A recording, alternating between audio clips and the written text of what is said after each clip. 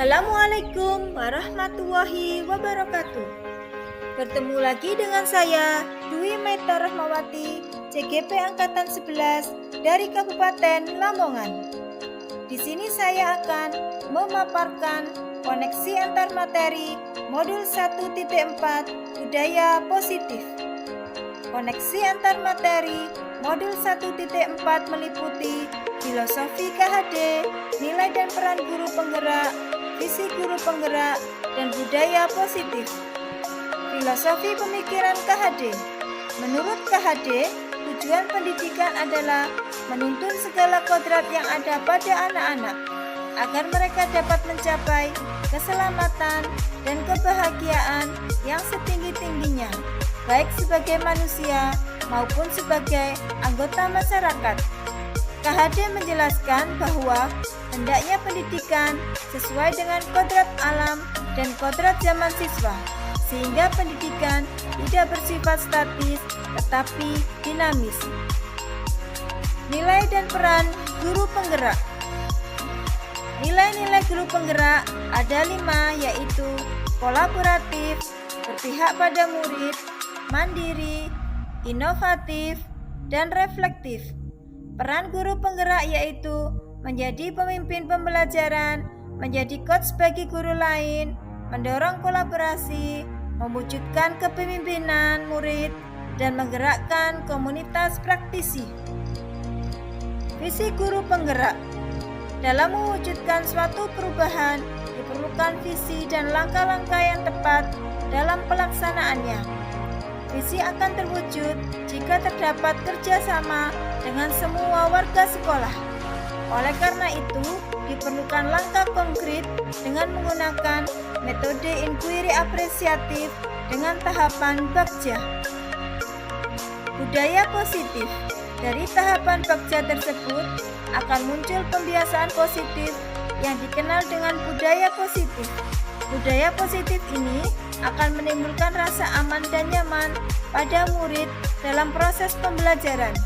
Budaya positif juga mendorong murid untuk mampu berpikir, bertindak, dan mencipta dengan merdeka, mandiri, dan bertanggung jawab. Sejauh mana pemahaman Anda tentang konsep-konsep inti yang telah Anda pelajari di modul ini, yaitu disiplin positif, teori kontrol, teori motivasi, hukuman dan penghargaan, posisi kontrol guru, kebutuhan dasar manusia, keyakinan kelas, dan segitiga restitusi. Adakah hal-hal yang menarik untuk Anda dan di luar dugaan?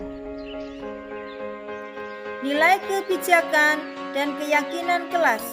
Tujuan ini mengacu pada nilai-nilai atau prinsip mulia yang dianut seseorang. Disiplin positif merupakan pendekatan mendidik anak untuk melakukan kontrol diri dan pembentukan kepercayaan diri. Posisi kontrol ada 5, yaitu sebagai penghukum, sebagai pembuat rasa bersalah, sebagai teman, sebagai pemantau, dan sebagai manajer. Segitiga restitusi ada 3 tahap, yaitu menstabilkan identitas, validasi tindakan yang salah, dan menanyakan keyakinan. Kebutuhan dasar manusia ada 5, yaitu bertahan hidup, kasih sayang dan rasa terima kasih, penguasaan, kebebasan, dan kesenangan. Perubahan apa yang terjadi pada cara berpikir Anda dalam menciptakan budaya positif di kelas maupun sekolah Anda setelah mempelajari modul ini? Memperbaiki kesalahan dalam mendidik murid di sekolah. Kita tahu bahwa pasti setiap hari akan ada anak yang berbuat salah. Kita sebagai guru harus tahu bahwa kesalahan yang diperbuat oleh anak tersebut dapat diperbaiki melalui penerapan budaya positif. Selain itu, budaya positif harus segera diterapkan karena dengan kita menerapkan budaya positif, tujuan pendidikan dapat segera terwujud. Tentunya hal ini harus dibarengi dengan kesadaran dari seluruh warga sekolah. Pengalaman seperti apakah yang pernah Anda alami terkait penerapan konsep-konsep inti dalam modul budaya positif baik di lingkungan kelas maupun sekolah Anda? Pengalaman yang saya alami terkait penerapan budaya positif yaitu rasa keinginan untuk menyelesaikan suatu masalah dengan penerapan budaya positif. Namun seringkali masalah tersebut berbenturan dengan aturan sekolah yang menurut pendapat saya kita tidak bisa menerapkan segitiga restitusi pada kasus-kasus tertentu. Saya berkeinginan untuk memposisikan diri sebagai manajer, namun kebiasaan dan budaya di sekolah saat ini masih menerapkan hukuman sebagai tindakan yang paling efektif dalam menerapkan kedisiplinan pada anak. Bagaimana perasaan Anda ketika mengalami hal-hal tersebut?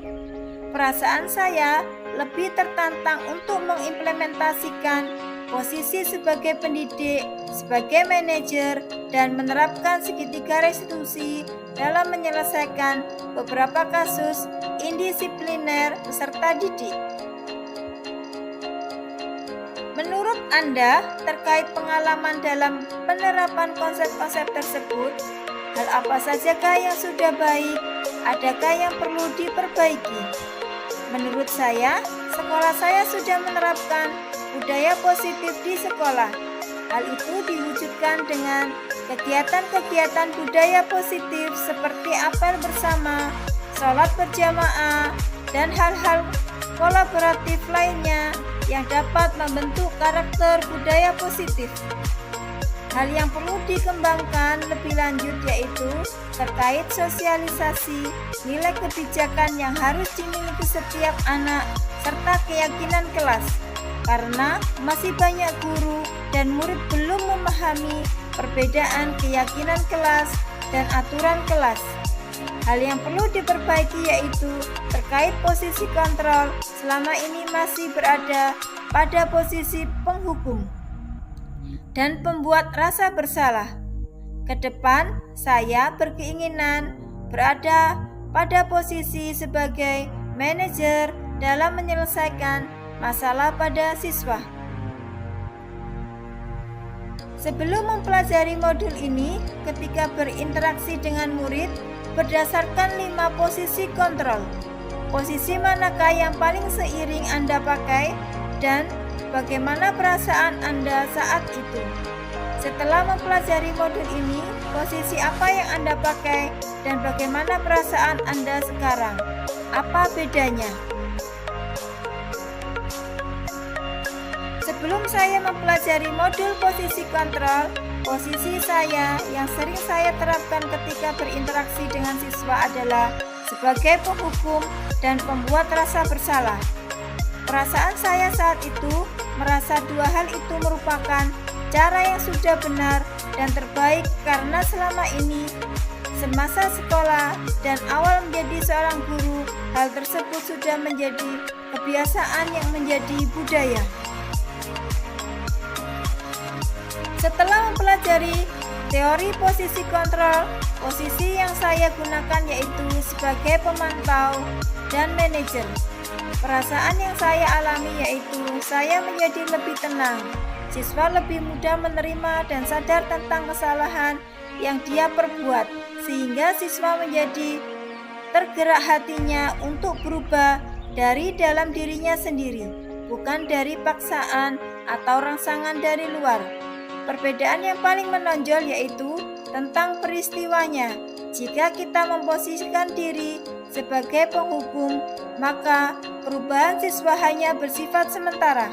Sedangkan ketika kita memposisikan diri sebagai manajer, maka siswa akan tergerak hatinya untuk berbuat dan memperbaiki kesalahan, dan perubahan tersebut tidak bersifat sementara. Sebelum mempelajari modul ini, pernahkah Anda menerapkan segitiga restitusi ketika menghadapi permasalahan murid Anda? Jika iya, tahap mana yang Anda praktekkan dan bagaimana Anda mempraktekannya? Sebelumnya, saya sudah melakukan langkah segitiga restitusi, namun tidak secara urut dan benar.